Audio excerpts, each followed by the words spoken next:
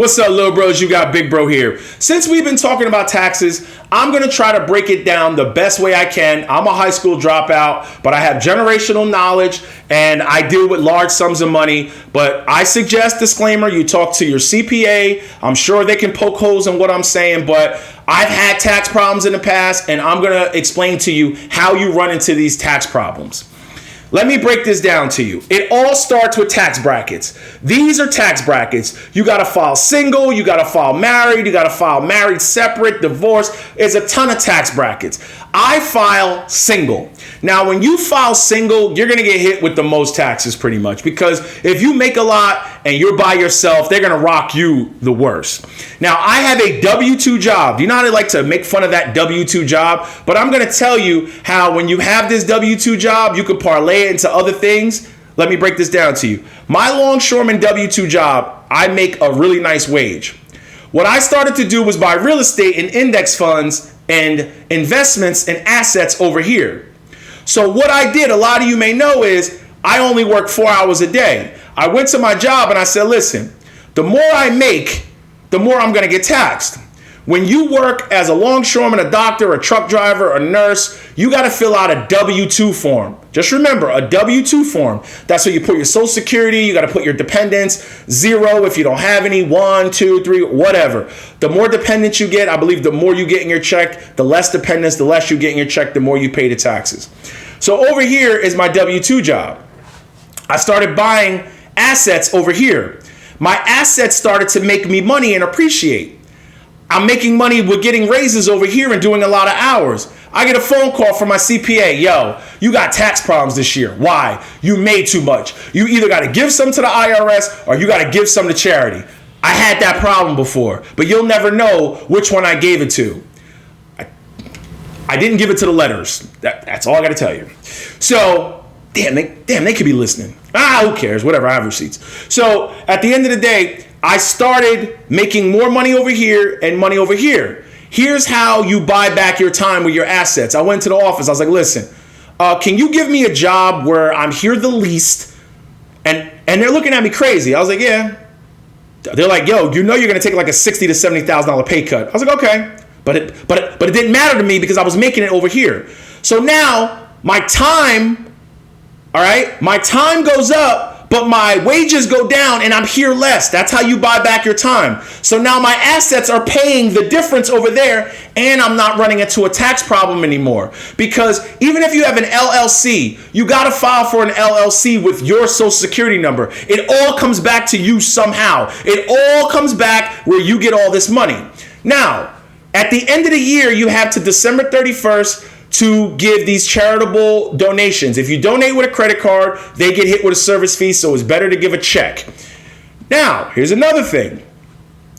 When you are your own independent operator, meaning when you get monetized through YouTube, you fill a W-9. It is your responsibility to pay the taxes on that. It's your responsibility. They don't take taxes out.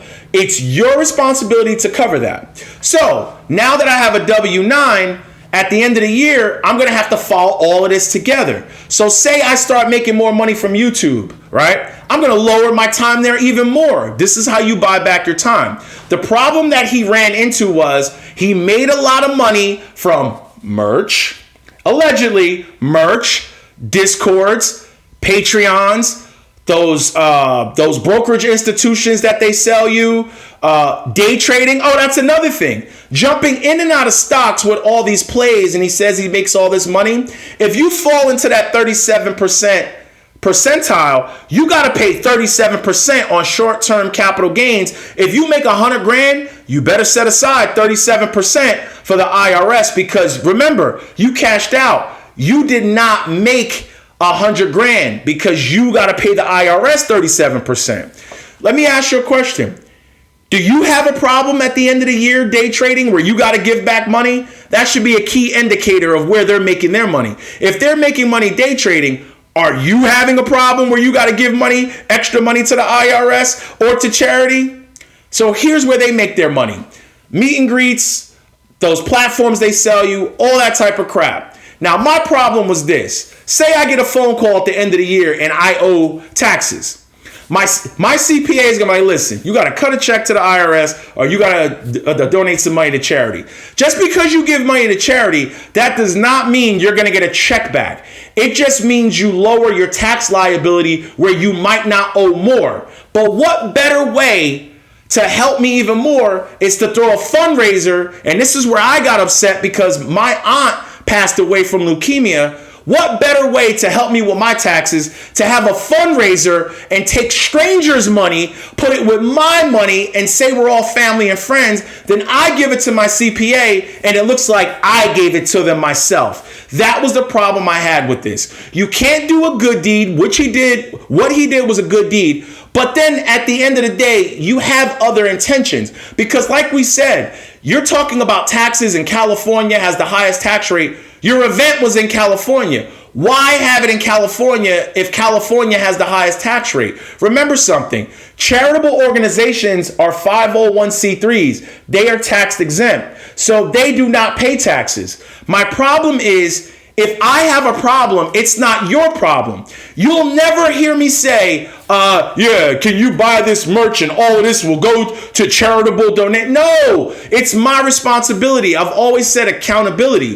The reason why I went in depth in this is because the next time they do it, they will do it again. You will be on to the game. You will be on to their secrets. That's how taxes work. I'm sure a CPA can explain it a lot better than me, but I've ran into problems in the past where I was jumping in and out of index funds. I was switching money around. I have of a real estate. I made damn near $250,000 from my working wage, and I ran into a damn problem. So they was like, listen, you got to give some of this back or you're going to have to cut a big ass check. One time I had to give some back and cut a big ass check. This is why I preach long-term investments, and this is why I'm never selling another stock again. I'm not selling real estate. If I'm going to subtract, it's going to be from my working wage so I can buy back my time. Now, ladies and gentlemen, that is an example of generational knowledge. You buy back your time over here with investments and assets over there.